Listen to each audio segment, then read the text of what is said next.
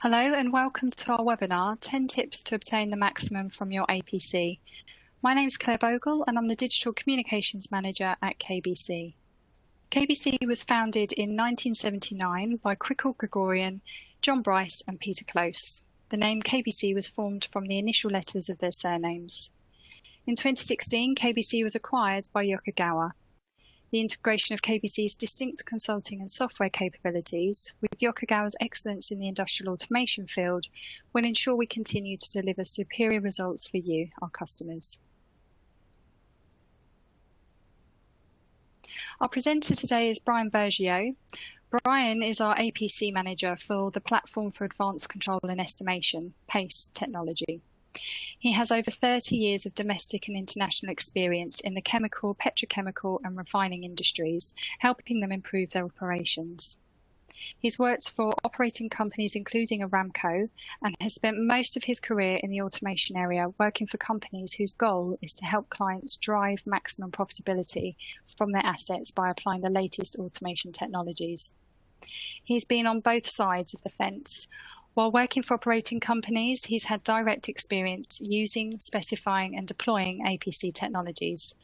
From the consulting side, he's had the opportunity to work with clients to design, specify and deploy APC technologies to help them achieve maximum results from their investment. Brian has a Bachelor of Science in Chemical Engineering from Georgia Institute of Technology, a Master's of Engineering Management from University of Tennessee, and an MBA from Vanderbilt University. I'll now hand over to Brian. Great. Well, thank you, Claire, for that introduction. And I just want to thank everybody for attending today's webinar, 10 Tips to Obtain the Maximum from Your APC. So I'll start, just give a very quick introduction to APC and PACE, our Platform for Advanced Control. Then we'll jump into the 10 tips. And as Claire mentioned at the end, with time permitting, we'll answer any questions you might have. So APC, also known as Model Predictive Control. So what is Model Predictive Control? Well, I mean, as its name implies, it uses a model to control the process. It uses a model to predict the future. So where's the plant going? Then to calculate the optimum operating point. And then finally, calculates the control moves to drive the plant to the optimum point and hold it there in the face of disturbances.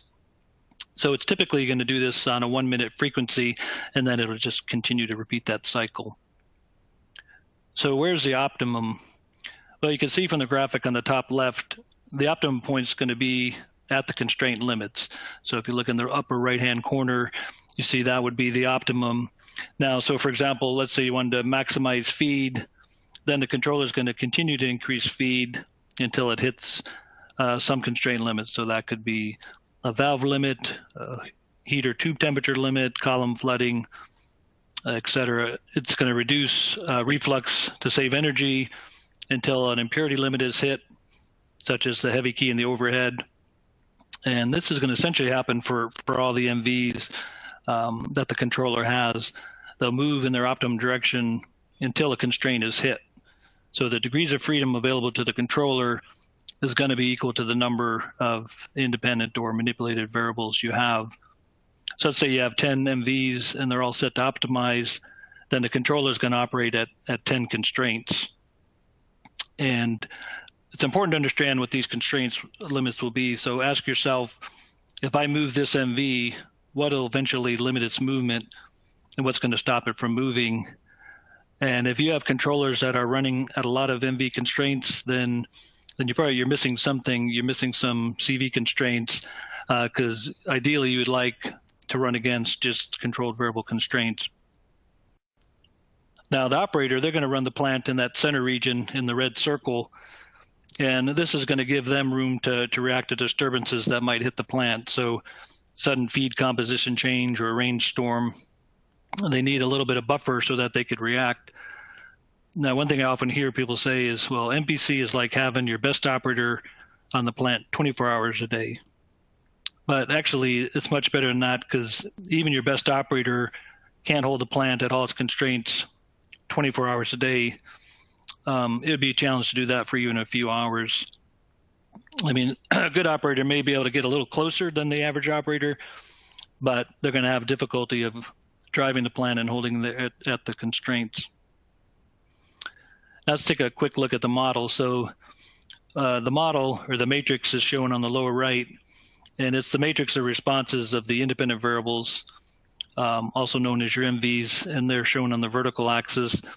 And then the dependent variables, or control variables, shown on the horizontal axis. So wherever there's a relationship between an independent and a dependent variable, you're going to see a response curve in one of those boxes. Then the breakout on the top shows an individual response curve. It's going to have a gain, or what's the magnitude of my dependent variable for a step move in my independent, and then if there's any dead time, any delay between making my step and seeing the result, and then the time constant. So that's the duration, how long it's going to take ultimately for that move to settle out in the dependent variable. So the model is going to be the heart of your MPC, but there's a saying, all models are wrong, some are useful. Let's take a minute just to see, where does this model come from? Well, it comes from the plant itself. So if you think about it, though, the plant's always changing. Heat exchangers are going to foul, catalysts are going to deactivate, valves wear, trays plug. So at any given point in time, the plant is going to be at a unique state. So the models are going to capture the plant at the state when it was tested. So you want to make sure that you test the plant during the most representative state. So for example, if the plant just went through a turnaround and the catalyst was changed out, you don't want to test the plant with highly reactive catalysts, so you can let it burn in for a while. Likewise, you wouldn't want to test at the end of the run when the catalyst is at the end of life. Or if the plant is running in any abnormal conditions, such as significantly reduced rates, you wouldn't want to test. You really want to test the plant closest to the normal operating as possible. So time spent preparing for and getting a good model is really going to determine the overall success of your project. Additionally, the control technology's ability to compensate for and adapt to any model uncertainty or mismatch from the process is also going to be a key to success.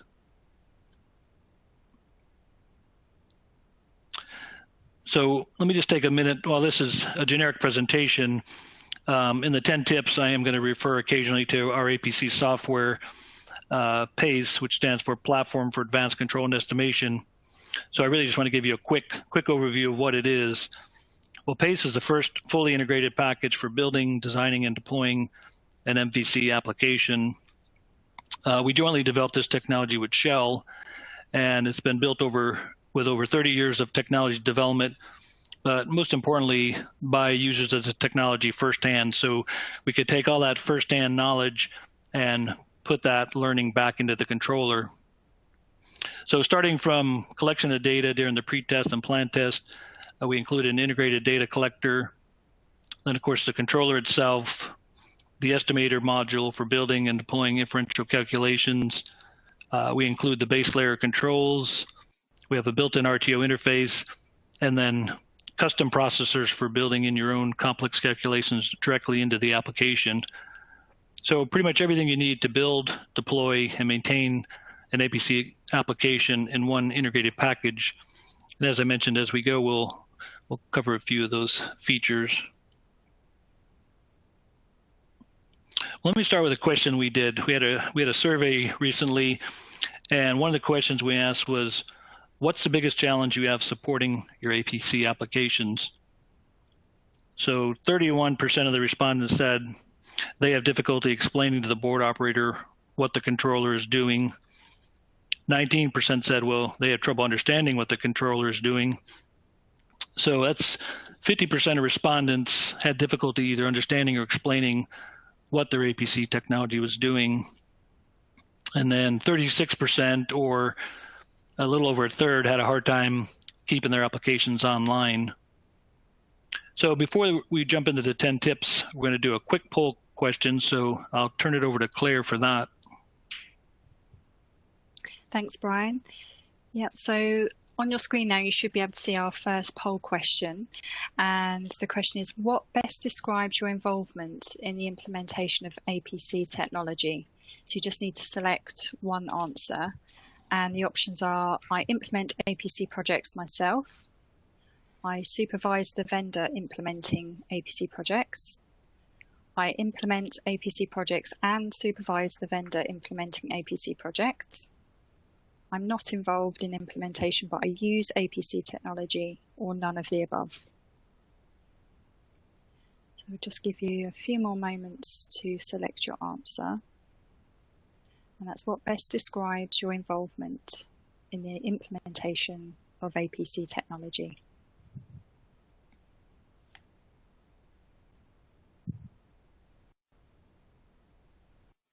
Okay, let's take a look at the results. Okay, so we've got 28% say none of the above, and 26% say I implement APC projects myself. So back over to you, Brian. Okay, so that's consistent with what we've seen. So about 20 to 30% tend to implement their own projects, where a lot of you actually have a mixture. You implement some, but also rely on a third party. And looks like we've got maybe about half the group either don't implement or don't selected none of the above. So with that, let's move into tip number 1. So the first tip is understand the process to be controlled. Now, I mean, this sounds obvious, but it's often an important step that's left out. I like to start by drawing out the process by hand. I mean, some do this with CAD software, but I just prefer to do it by hand. For me, it's a lot quicker that way. And then throughout the project, I could easily update it as I go along. And also, drawing it out by hand, I think helps to understand the process better, causes you to ask questions. The first thing is to understand is what are the overall objectives of the unit. So is a goal to maximize feed rate or run to a set plan? You want to understand what are all the key inputs and outputs, what type of disturbances impact the unit, are they measured or unmeasured? What type of issues does a board operator face? Does he or she have troublesome control loops? Did a loop switch between manual and automatic mode? But really what you want to do is visualize how is the controller going to run on the process? What are the expected constraints that the controller will want to run against? And what are the handles for those corresponding constraints? Because as I mentioned at the beginning, the controller is going to drive your process to a set of constraints. And oftentimes, you're not used to running at those constraints. Like we said, the operator, he's in that middle mode. So once you turn on this controller, it's going to drive the process to a set of constraint limits that you may not have operated at before. Now, one thing I like to do too is map out the initial model matrix. So what are the expected models? For example, if I have a column top temperature, it's going to affect top quality. So what I do is I put a plus for an expected positive response, and then put a minus for an expected negative response. And then you're going to use this information when you're doing the plant test. And if you have a steady state simulation of the process, that's also useful to really get an understand of, what kind of nonlinearities you might have, and how do I incorporate that into the application.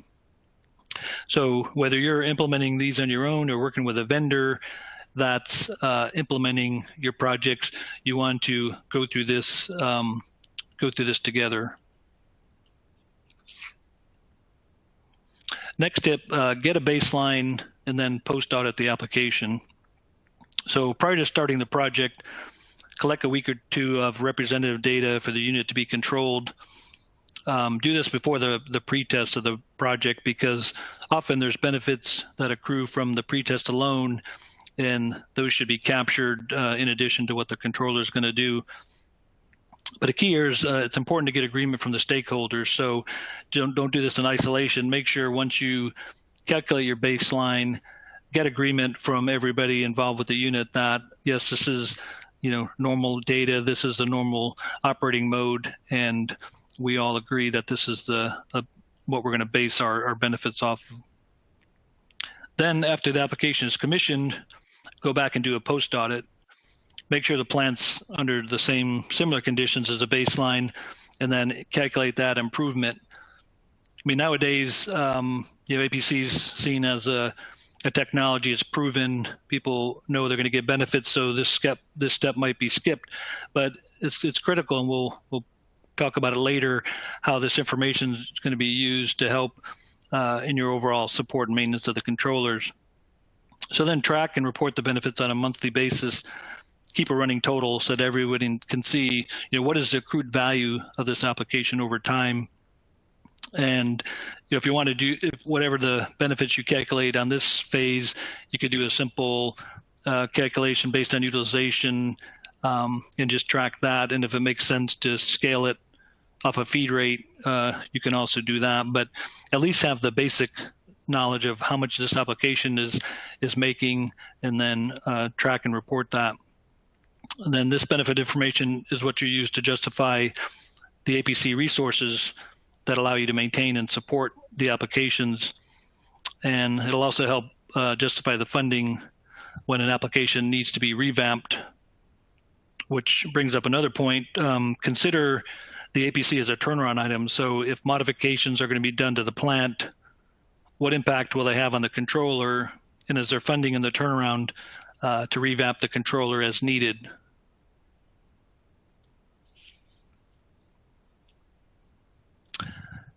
Tip 3 is follow a methodology. Again, it sounds simple, but I've also often seen kind of ad hoc approach taken to this, and it ends up really in the long run taking a lot of extra time. So follow the methodology. It's going to help keep your project on track. And there's a fairly standard methodology developed over time.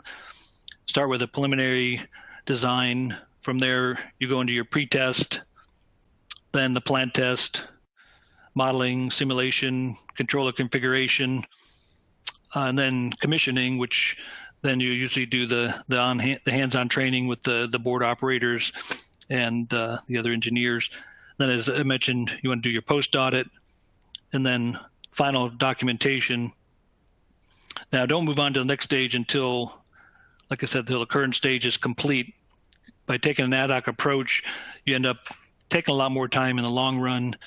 You don't want to get in the middle of your plant test and realize that you have a poorly tuned loop, or you have some kind of valve issue, or the step sizes you're making on your plant test are too small or too big for that matter. So if you have any kind of mechanical issues, you want to address those up front.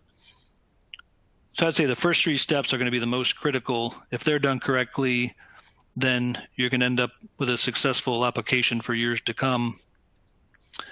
Now, over on the right, you can see this is how we've laid out PACE. So this is the ribbon bar from the PACE software. You start by configuring your application, process data, where you bring in your pre-test data, your step test data. You can do all your slicing, conditioning, transformations as necessary.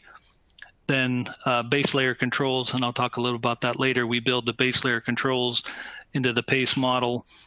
Then your modeling, so your modeling ID, and then building your actual controller matrix. Then design your processors, simulate, tune your controller, and then finally configure it for your online deployment.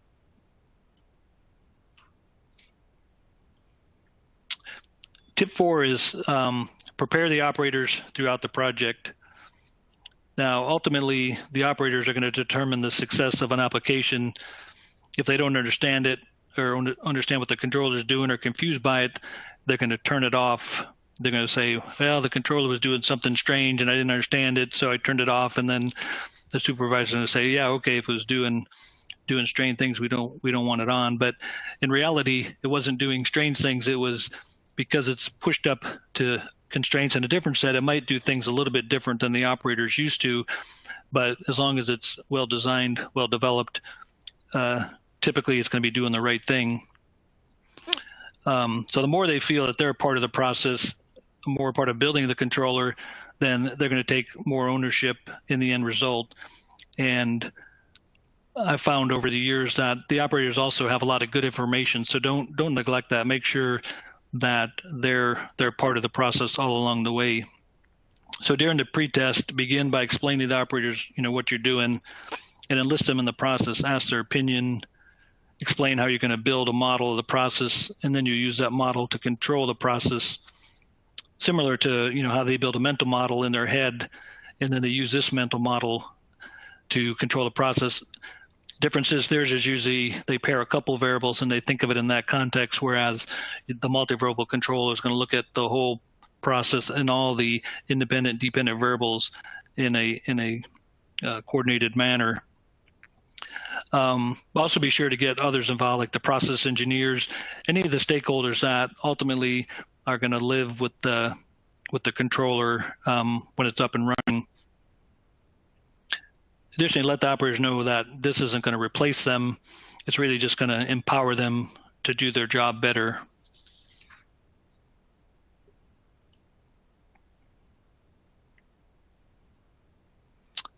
Next step, so do a thorough pretest.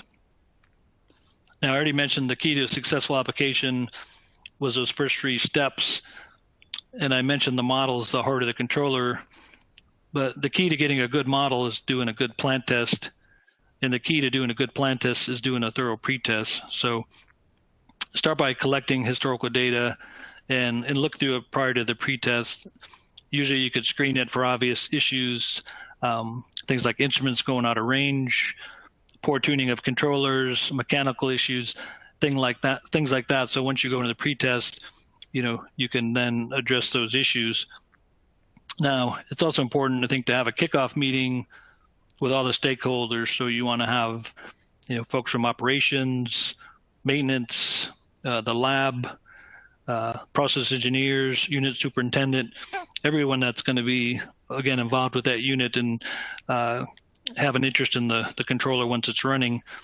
And by getting folks like maintenance and lab on board, then during your pretest, if you need something fixed quickly or you need extra lab samples taken, you have them on board to help facilitate that. So some of the key steps you're going to do during your pretest, of course, you're going to check your loop tuning and retune as necessary. And it's important to record the initial tuning and the final tuning, document that as part of your pretest. Understand all the control logic. So are there any overrides or split ranges or things that could come into play that you need to think about in designing your application? Decide if any loops should be reconfigured. So for example, if a level or temperature go directly to a valve, if you have a flow, add a cascade to that flow, because that flow will help linearize out that response and make it easier to run against that constraint. And decide if any cascade should be broken. Is it performed poorly under the regulatory control? Would it do better under the advanced control? Of course, look for any mechanical issues. Anything significant needs to be repaired and fixed before you go into your plant test. You want to use this time to estimate your move sizes. Typically, you're going to want a move size that causes the CVs to move about 3 to 4 times outside the noise band for that CV. So remember, we went through an exercise early on where we kind of built our matrix. So you want to look at your key relationships when you do your steps. Are you seeing enough movement in your control variables to get satisfactory models out of that? You're going to estimate your time to steady state. So how long do the moves take to settle out in those key variables once an MV is stepped? That's going to determine how long you ultimately hold some of your moves. You want to make sure you hold them long enough to get that complete response. You want to understand where your valves and the process saturate and avoid doing this during the plant test. So you see at the top, we have a little diagram. This shows the valve response, and you can see, at the lower and upper end, it's very nonlinear. As the upper end, you want to understand where's that point where I start losing control of my process, so that you can avoid driving the plant into that region while you're testing. And then you want to collect this information, and usually you could use historical information here too to get good transformations for your valves or any other process nonlinearities. Do a few steps so you can start building some preliminary models. You want to determine what product quality should be controlled. Are they measured with an analyzer or just through the lab? Do you need to build an inferential property? Ensure that all your data is being collected. This is key. You don't want to get to the end of your test and realize some critical data was missing during the test. If you're getting it from a historian, ensure that the compression is off of the variables that you're going to be collecting, but I prefer just to use a separate data collector altogether. And as I mentioned, PACE has one built in, so you can set up your own collection. You can have multiple collections. You can set up multiple frequencies. So if you need some things at a higher frequency, you can do that. Another important thing is determine the acceptable operating window for the plant test and get agreement up front. Typically, this would be by someone like the unit superintendent. You want to understand what are the max temperatures, pressures, impurities that you can go to during the test. Getting this up front is going to make it a lot easier on you when you actually do the test. Then you're not trying to, well, first of all, you're not driving the process into an unsafe region. But secondly, you're also not having to try to negotiate with the board operator every time you want to move the plant into a certain area. You've already got agreement that this is the acceptable operating window. These are the acceptable move sizes. So it'll facilitate that when you're actually doing your plant test. And then this information is also going to be used when you get into commissioning your controller and setting your limits. As an aside, don't constrain your limits unnecessarily. Once I was commissioning a controller, and so the controller started cutting feed to the unit, and then the operator asked, "Hey, why is this thing cutting the feed?" So we looked, and I pointed out, well, it's hitting a furnace tube temperature constraint.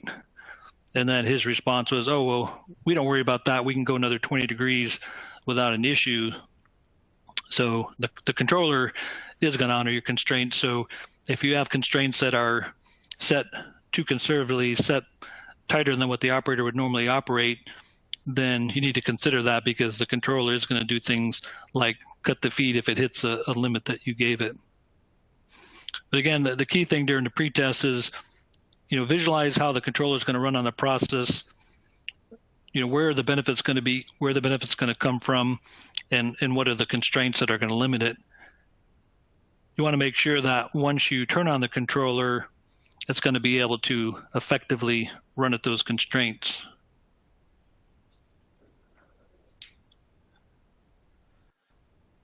Okay, so after the pretest, of course, the next step, you want to conduct a good plant test. And again, don't start the plant test until any issues that were identified during the pretest were corrected. Like I said, the plant test is the most critical step. If you do this right, then the rest of the project's going to fall into place. As long as you have good data to build good models, then you're going to be able to build a successful application. If not, you're going to waste a lot of time trying to get good models out of bad data, or trying to get a controller to work using bad models. Now, one thing I like to do is you spread the test moves out, say 4 at the beginning, 4 in the middle, 4 at the end.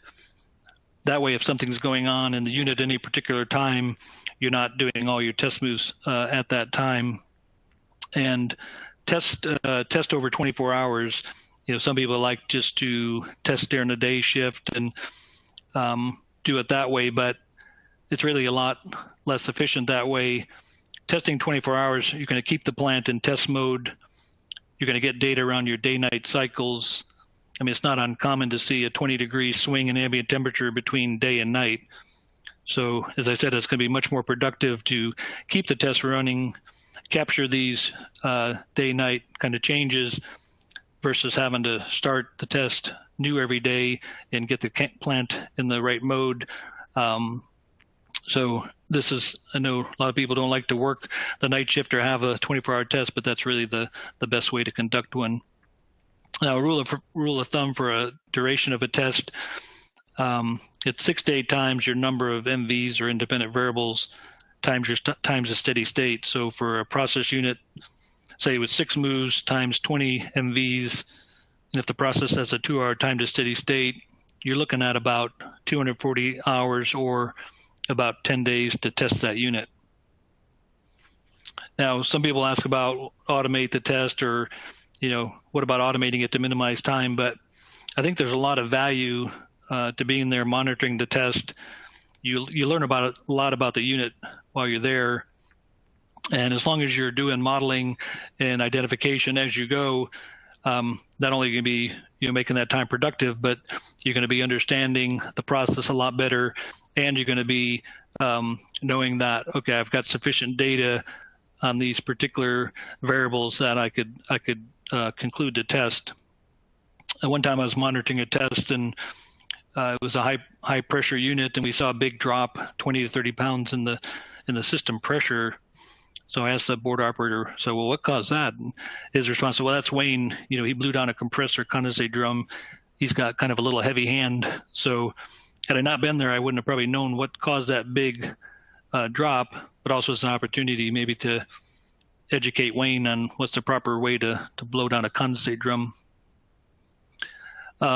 You're also there to prevent the operator from doing anything that will negatively impact the test. Believe me, even when you leave the best instructions for night shift, they're going to move things that are going to hinder the test. So ideally, you want to be there and have it monitored around the clock. Then if you want to use automated testing, just save it more towards the end of your test. That way you could start to reduce some of the coverage and still keep the plant in test mode. Finally, take notes during the test so you could record any abnormal operations. That way when you're back and you're doing your data analysis, if there's something that looks a little bit strange, you could record something that went on in the plant during that time. And last, don't end the test until you're confident that you have good models for all the key relationships you've identified earlier when we laid out the matrix. Once you're sure that at least all the key models are there, then you could end the test.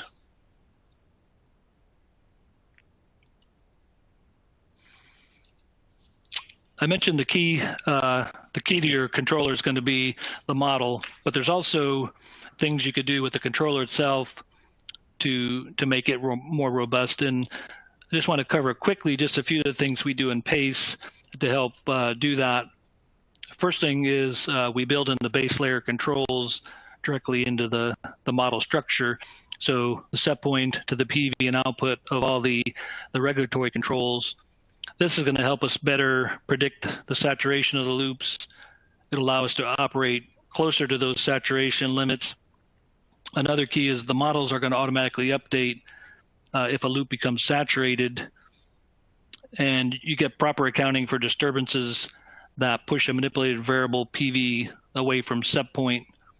So for example, if your independent variable, your MV is a furnace outlet temperature, and your fuel gas sags and the temperature drops, well, your tower is going to see that drop in temperature, but by including the base layer controls, the PACE controller is going to know that that temperature is going to be brought back up by the PID controller. It doesn't need to make adjustments to the MV to account for that sag. It knows it'll come back.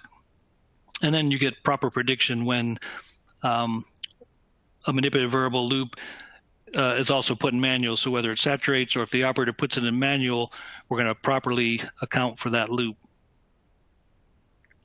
Additionally, by building in the base layer controls, if the tuning changes, so if you think about it, the tuning is going to be embedded into your controller models. Now, if I change the tuning or somebody changes the tuning on that PID controller, if we update that tuning to show the model change in our controller, now it's going to propagate through to all our other model responses. So let me just do a quick example describing how you'd use the base layer controls. This is a hydrocracker example. It could be any kind of catalyst bed reactor. But so here we have 3 beds. We're controlling the inlet temperature at each bed. And for beds 2 and 3, we got a quench flow.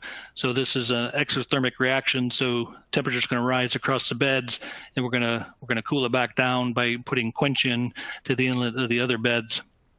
And we want to control the bed outlet temperature, the bed delta T, and then the overall weighted average bed temperature. So you can see at the starter run, we have one set of models And as the catalyst ages and declines, you're going to get less temperature rise across the bed, and eventually those quench valves are going to close all the way off. So at the starter run, we see the first matrix that if we increase the bed 1 temperature, then we're going to see a transient in the bed 2 and bed 3, but it's going to have a 0 gain. So because those temperature controllers between the beds are going to keep that at set point. But as we get to the middle of the run, then the third bed quench eventually closes off all the way. So now if we look at the matrix in the middle, we see that the third bed inlet has no effect on the bed outlet, the 3 outlet temperatures, or the weighted average bed temperature, but the second bed inlet temperature does. So the model is going to actually automatically adjust to show that this third bed is saturated, and changes in my second bed inlet will actually affect my third bed. And then finally, for the end of run, we see that both beds 2 and 3 inlet temperatures have no effect, and their models are zeroed out. And then this the first bed is going to affect all 3 beds. So this automatically happens as these valves saturate. The models actually update to show you that now this no longer has an effect. The last way I want to briefly cover is we also do something unique in that we use intermediate variables. So with traditional MPC, you have a model between an independent variable, your MV, and then a control variable. But with PACE, we can incorporate intermediate variables, and this is going to give us a quicker response to reject disturbances, but also deal with model mismatch. And just as a quick example, if we look at this little fractionator on the overhead, we have feed going into the fractionator, and we're separating it into 2 streams. So we're controlling impurity in both of these streams by using reflux and steam to the reboiler. So these are the 2 MVs. And if we include this upper tray temperature as an intermediate variable, then we'll model from the feed, reflux, and reboil to this overhead temperature. And then from the overhead temperature to the top composition. That way, if there's any unmeasured disturbances that hit the unit, like feed composition change, we're going to see it in this temperature first. The controller is going to start responding before it ever gets to the overhead composition. And you could do this think about any of your process where you have an intermediate variable that's going to give you some early detection, and build those into your control structure.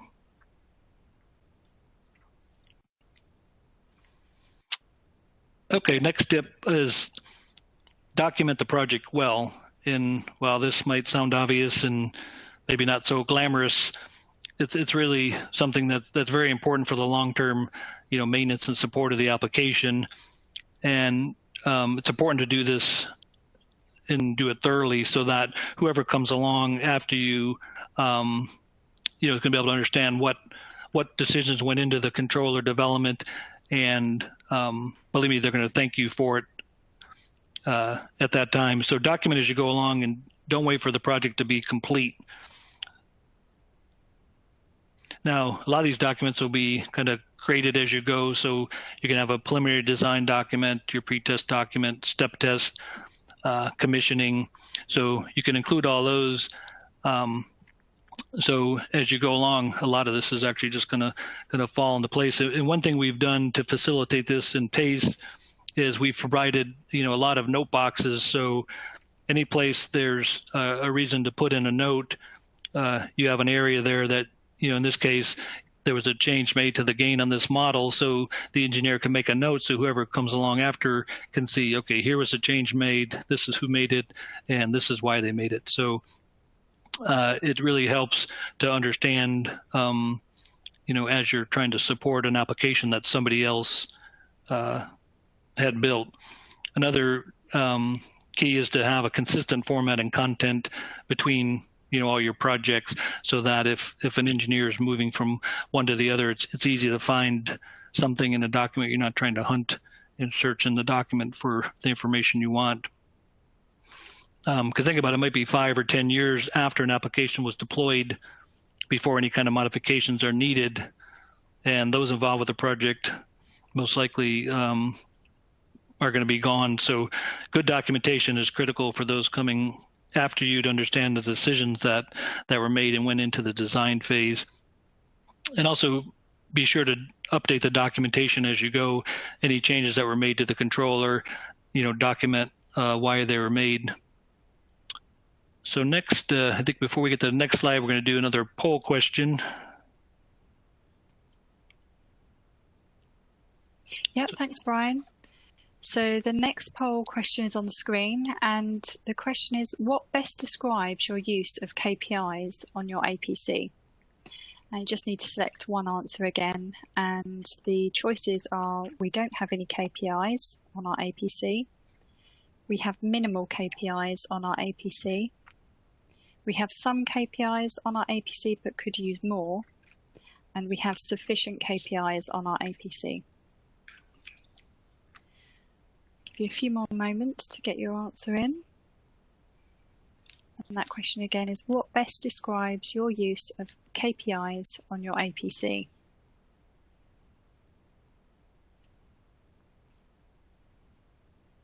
Okay, let's take a look at the answers. Okay, so over 50% of you have some KPIs, but you could use more. Okay, back to you, Brian. Yeah, okay, so that's interesting. Yeah, so only about 6% don't have any, so that's good. At least you have some kind.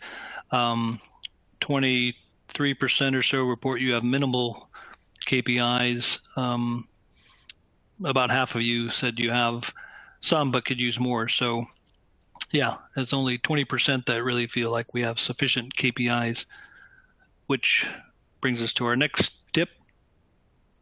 Develop KPIs, track and report them. So as I previously mentioned, we did a survey and we asked respondents, describe your organization's APC staffing level. And only 23% of respondents indicated they had sufficient APC staff. So that's just 1 in 4. 44% indicated that they had insufficient staff, and about a quarter of them said they lacked deep APC experience. Now, let me ask the question. So if APC is a proven technology, if it's demonstrated to give exceptional benefits, then why the lack of resources? Well, it's been shown that all that's measured is improved. All that's measured and reported improves exponentially. So I believe that the key disconnect is measuring, reporting, and showing management the true value of the applications. I've gone into sites that had APC running at some time, and maybe the facility changed hands, changed ownership, and new management came in, and the controllers were no longer running. And you kind of just hear, well, we're not sure why. We don't really think they gave us much benefit. And so the key is, and maybe they weren't giving benefit. Maybe they were poorly designed or poorly maintained, and they got to the point where they weren't. But in most cases, your applications are going to be providing a lot of benefits. So it's important to track, monitor, and report those, because that's ultimately what's going to give you what you need to get management to put in the proper funding to support and maintain those. So certainly, the basic ones, and probably all of you have these that said we have some, things like percent uptime. You're perhaps tracking what constraint limits the controller's running at, different things like that. But you can also develop some metrics like energy per ton, or tons per day. And then, as I said, the key is tracking the benefits and reporting those. Shell, who's our partner, and I mentioned they do a good job of tracking benefits, and they publicized in 2015, so I'm not giving away any confidential information here, but they had over $850 million a year across all of Shell that they saw in APC benefits. So that's a substantial number, and that's a substantial, part of keeping their processes running at optimum conditions. So lastly, I just want to say we built a lot of these KPIs directly into PACE. So can't really see it on my little diagram here, but the things in green are KPIs. So we have factors like the standard percent uptime and things like that. But we tried to build in a lot of these KPIs directly into the software, so to make the engineer's job easier on tracking and reporting them.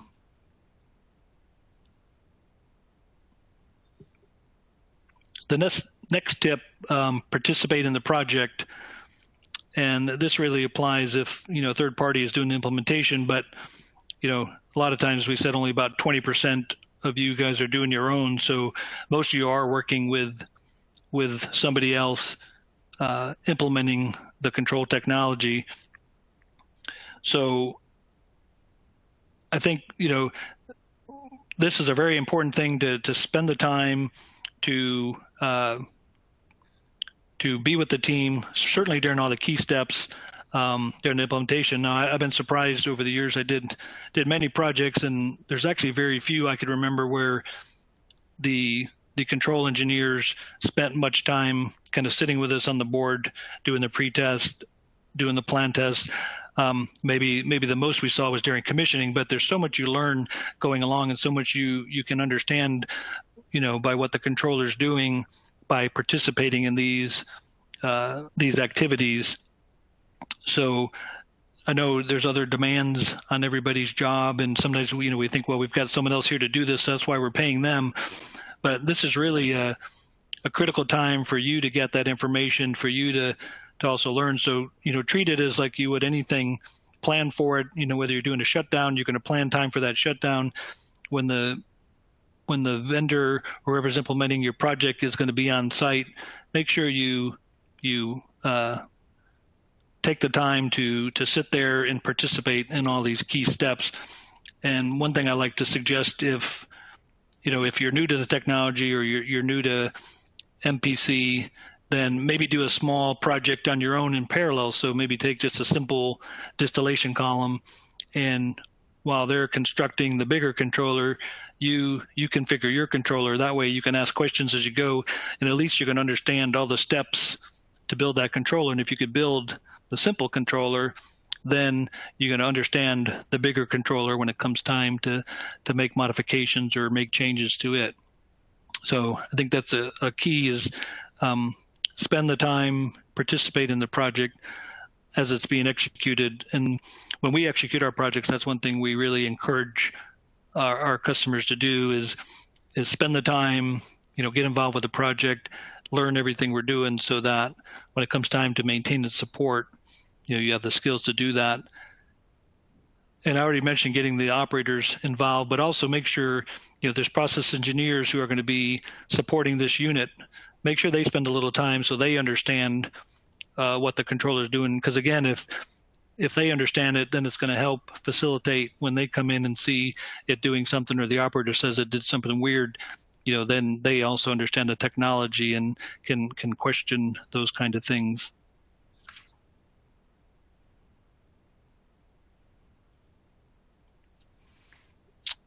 Okay, our last tip is have a succession plan. Now, again, we asked, what's your biggest issue with APC? And 27% said it was difficult to maintain. 16% said it was too complicated. But what I've seen is those companies that are most successful with APC have dedicated APC specialists. So some companies, they think, well, we'll just rotate people in and out of this process control position. So it's just another, 2-year rotation. Last week, the guy was a project engineer. This week, he's a control engineer, and then he'll do that for a couple of years and rotate out. But those companies are usually not successful at keeping their APC well-maintained and supported.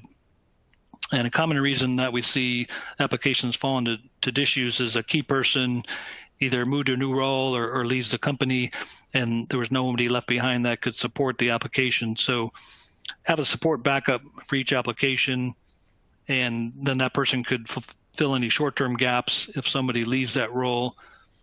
Another critical thing is have a training program specifically for APC engineers that teaches them the basics and things they need to know to support and maintain the controller. Choose your software that's easier to use and maintain for someone who's a non-expert. And doing all the things that I previously mentioned, it's going to help someone get up to speed a lot quicker and be able to support your application. Now, finally, when you're thinking about your APC support organization, I like to think about having a tiered approach. So first tier, first level would be at the unit or plant. And this first level support, well, you have a person that could usually take care of the basic APC task. They understand the controller enough to explain it to an operator.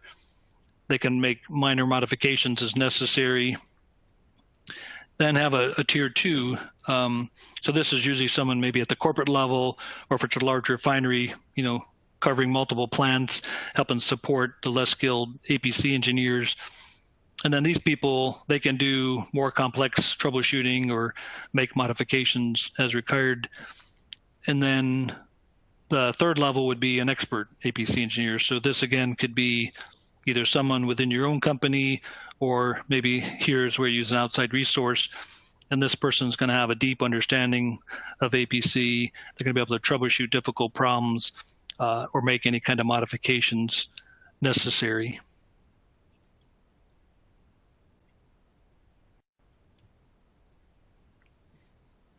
So success over the long term is going to be driven by, first of all, well, how well was the project initially deployed? Has it demonstrated benefits?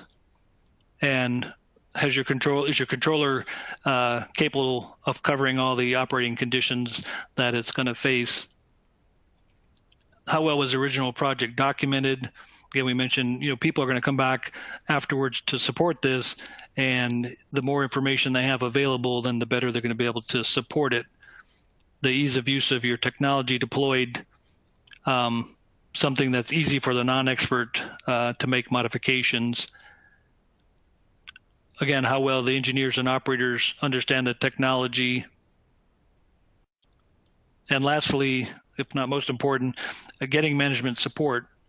So as you see, a lot of times, applications that were making money for their owner when they're first put in often fell into disuse, and usually it's because lack of management support, lack of funding to keep the proper maintenance and proper support in place to keep these applications going. But companies that do these things, I've seen them, keep applications going for over 30 years now. So I think the key is, measuring your benefits and keeping them reported in front of management on a continuous basis.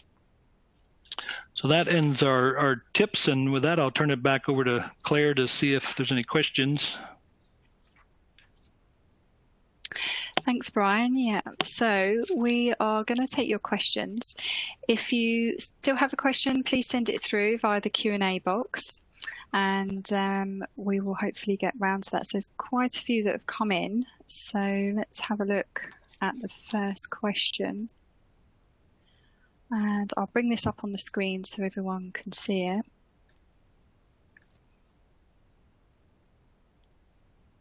And the first question is, do you use in PACE the intermediate variables concept like Shell SMOC platform?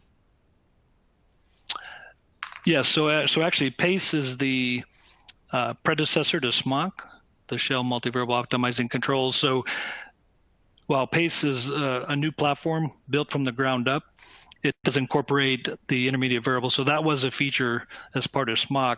So we took the features in SMOC that we really saw benefit from and migrated those to PACE. But again, PACE, we wanted to start with a clean slate. We wanted to not be restricted by any past decisions made, based on computing power or, software programming languages. So we started from scratch, built up the the PACE platform, taking into account things like intermediate variables that we used in SMOC. Okay. And the next question is, what is the turning point where you decide to do an APC locally or get it done by a third party? Well, it really depends on, you know, your skill level in-house. So if you have people experienced doing it, then certainly you could do your own. But if you've never done one yourself, then I would recommend having a third party do at least your first one, and like I said, making sure you participate in all the stages as you go. But at a minimum, have somebody, you know, help you through the first 3 stages. So setting up your preliminary design, doing a pretest, and doing a plant test, because once you have good solid data set based on a good design, then if you have trouble, you know, building or configuring your controller, you could always go back to that expert. I've seen too many times where people, you know, really don't understand what they're doing. They go in there, do a plant test, don't really know how to conduct a good plant test, did a lot of things during the test that really, you know, saturating valves, saturating the process. So what I mean by saturating the process, if I'm trying to control a heavy key in the overhead, for example, and I let that disappear, well, now I'm saturating the process. If I make moves, I don't see that independent variable or dependent variable. So if you do, you know, understand how to do an application, certainly, you know, go ahead and do it. But if you've never done one, then I would get someone else involved. Great. Okay. And the next question is asking, which are the most common cases where a cascade BLC needs to be broken in an APC implementation? So just to be clear, so BLCs, that's something we build into base layer controls. Now you're asking about a cascade. If I have perhaps a temperature to a steam flow, for example, I would say if you have very poor control at the regulatory level, then you may want to consider breaking that loop. Sometimes also we might break a level loop if it's better to control say it's an outlet of a column that's going to another column. If I have sufficient holdup and I'm not having to make a lot of moves in that flow to react to feed changes, then I could possibly break that to help get better control. But one thing about PACE is you can also use, without breaking that loop, you can use that flow out of the secondary column as an intermediate variable. So you would model that flow to your downstream, as opposed to traditional MPC where you're having to model that flow to the first column. But it really depends on you know, how well the loop is controlled at the regulatory level, and if I do break that loop, can I you know, keep it open without having to make a bunch of changes to the underlying loop that would have been cascaded to on a frequent basis, if that makes sense. Great. Okay. We've got time for one more question, and Okay. It's around KPIs. And it's the question is asking, how would you update KPI against time?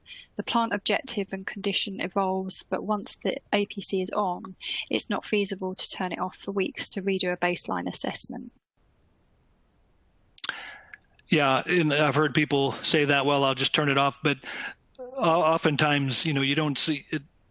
First of all, the operator is going to try to run the plant close to what they noticed APC was doing it. Now, obviously, they can't match or sustain that. But you know, that's why I said early on, if you get a baseline, and you know, use that as your kind of your basis to measure benefits against. So if I had a certain amount of energy per ton or a certain amount of capacity, if I'm above that, then I'm going to give those benefits to the controller. It's difficult to say, you know, at any given time, you know, short of let's say you're running a complete different maybe feed to your crude unit, then maybe it's time to go back in try to re-baseline. But like you said, if the controller's never turned off, how do I get that information? So that's kind of a tricky one to answer, other than you really need to baseline it before anything was put on, and then just use that going forward. Great. Okay. Thanks, Brian. Thank you, everyone, for the questions that you've sent through. People who've sent questions through, we will get back to you via email. Again, you can download the presentation from today by clicking on the green resource button. And after today's webinar, there'll be a short survey that will pop up. So if you could give us your feedback, that would be much appreciated. So I'd just like to thank our presenter today, Brian, and to thank you all for attending. And we hope to see you on one of our webinars again soon.